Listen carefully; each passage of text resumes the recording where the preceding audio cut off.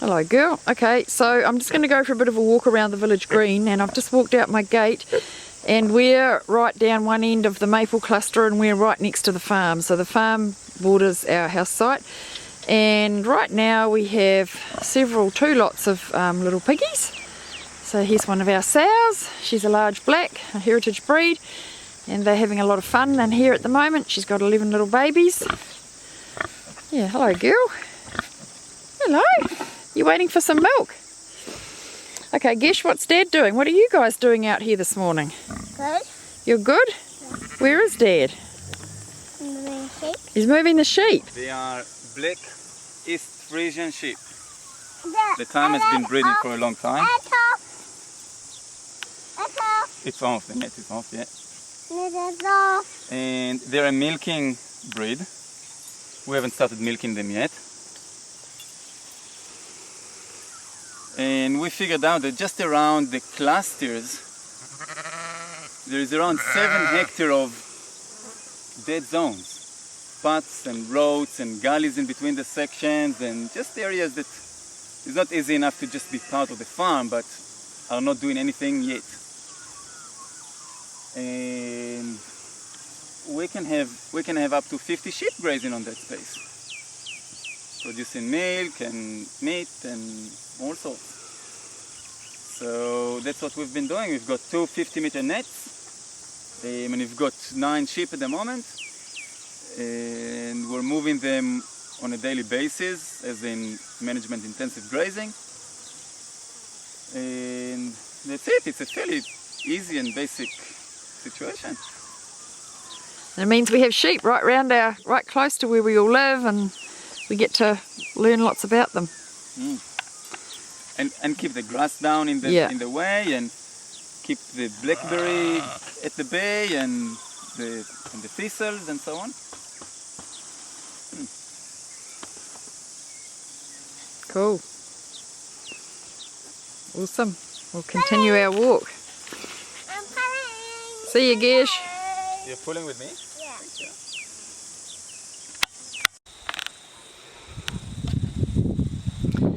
So this morning I walked out through my garden and out through the gate, and I walked out onto the village green area and I turned left and I found the pig and her piglets, and Shaked and Geshem shifting the East Frisian sheep. This afternoon I'm going to turn right. And the marquee is a temporary cluster community building.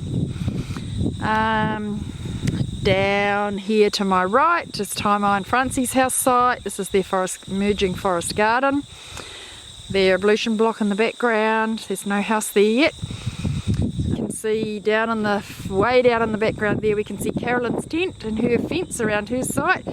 Carolyn's going to have the first house. The plans are pretty much ready to go into the council at this moment, and she's got lots of trees in and ducks and good solar systems, and she's pretty comfortable down there. And in the foreground here we have Jenny, who has moved into this house truck about a few weeks ago. She's here permanently now, and she's nested inside there. It looks amazing, and she's just beginning to put down plastic to kill the grass to establish gardens and boundary structures, and she's just beginning. You there, Jenny? And then here on the left, past Brian and Rose's, we have the beginnings of a campground which we are developing for people to stay for short periods. This is the roadway into the campground. This is going to be the ablution block. A few caravans in here. Hi, Jenny. Hi. What are you doing? Putting up my water. Haven't got it connected at my house yet. Oh, okay. I pull these both up and we'll be going for a couple of days. Cool. And lots of fruit trees in the campground, all through the campground. And then the bus is in the campground, and a couple of caravans and lots of tent spots, and we're just starting to develop this and keep the patches mowed and stuff. And then on my right we have another house site which is an unsold one at the moment, which also has shelter trees planted around it, and below that you can see the high Tagasasti. That's Amy and Cameron and their kids. That's their site way down the back there. They're about to start building there. And here on the left is the jewel of the gardens at the moment. You home, Renee? I'll have to come back because Renee wants to show us around her incredible garden.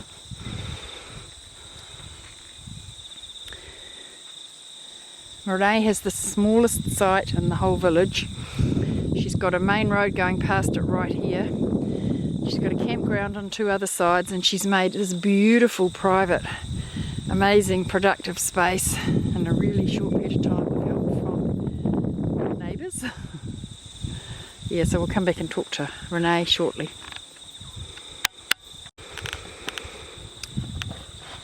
Okay, so I passed Brian and Rose's site a minute ago, but they were hiding a secret, and they just come out to show me this amazing mushroom. Yeah. So what have you got there?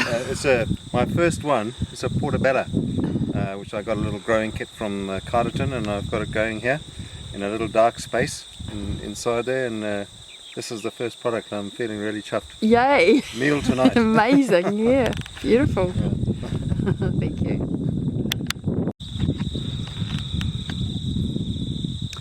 So here we are, walking down the road, coming to the end of the first maple cluster. Hi Renee! Hello, Kay. Can I come in and have a look at your garden?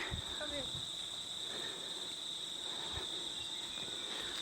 in. Find my path in here. So how big is this site, Renee? This site is 300 square meters. So in 300 square metres, do you want to show us Yeah.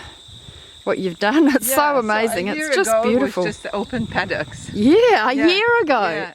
Oh, less than a year. So I started to work on the garden, double dig the garden. They were 5 meter long. I had 4 beds, and that's back in March. And started to plant, and then on my design, because I moved here, and then I did the Did the PDC. PDC. Yeah.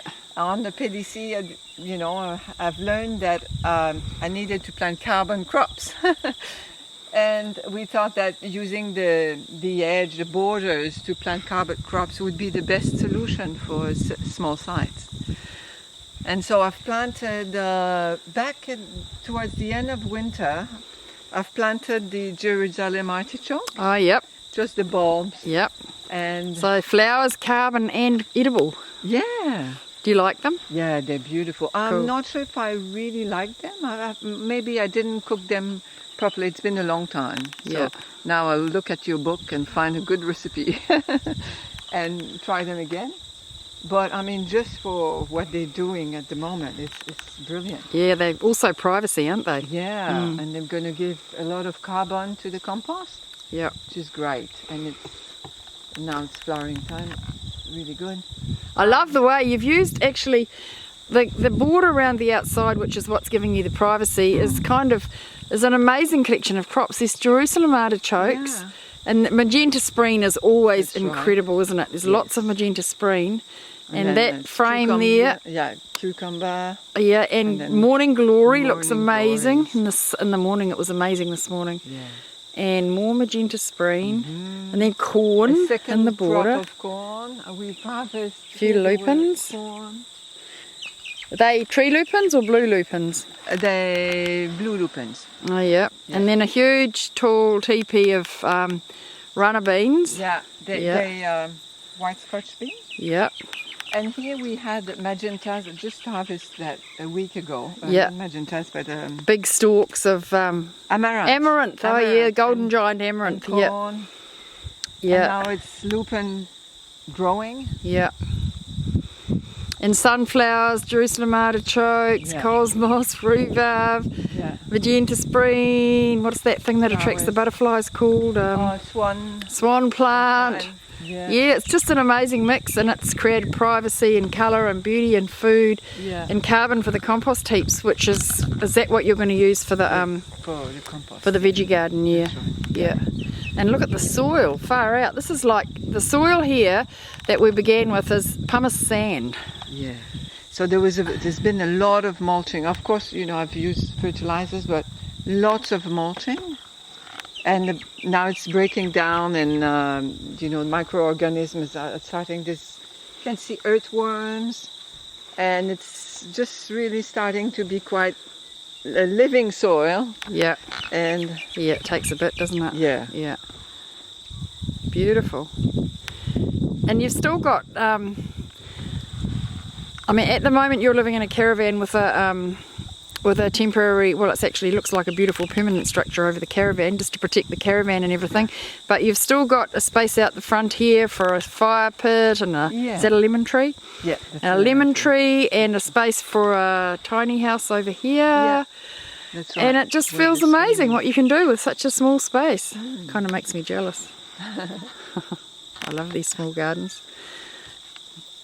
Awesome. Yeah. Thanks, Renee. Oh, you're welcome. Thank you.